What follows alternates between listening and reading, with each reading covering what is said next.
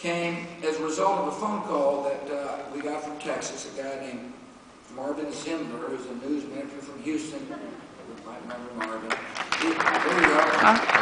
So Marvin is an interesting person. He is a famous news guy. He made a fair amount of money, and like many of our fellow citizens, he recognizes, you know, money can be used for good.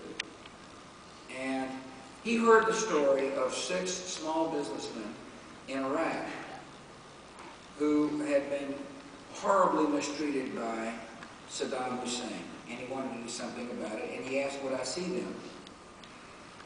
And I said, let's see them. Here's their story.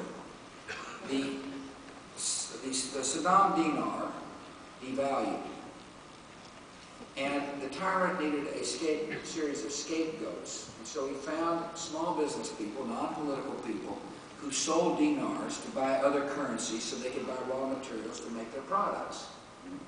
They just happened to have sold dinars on the wrong day.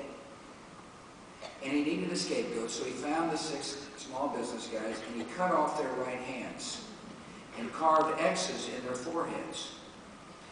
Zimler hears about him and he flies into Houston, Texas to put new right hands on them. They have just gotten their new right hand, and they've come to see the president.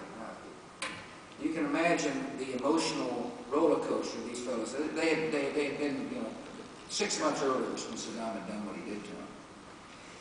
And they come walking in the Oval Office, and it is, I'm an emotional guy at times, and you know, when you have some guy look at you and hug you and call you liberator, it's emotional.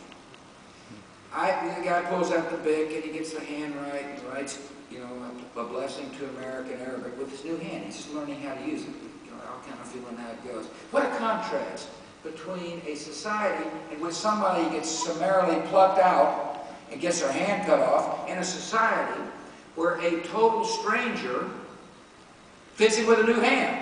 Amazing place, isn't it, when you think about it? And so, I'm talking to the guys, I'm trying to impart some wisdom. I finally collected my thoughts. I'm trying to figure out what to say. And here's what I said. I said, welcome to the Oval Office. Not a very you know, original beginning, but nevertheless. I said, this is the place where the institution is bigger than man. And if your government and if your country so chooses, this is before they voted, by the way, if your country so chooses, we will help you put institutions in place so that never again can somebody like you be summarily tortured by a tyrant.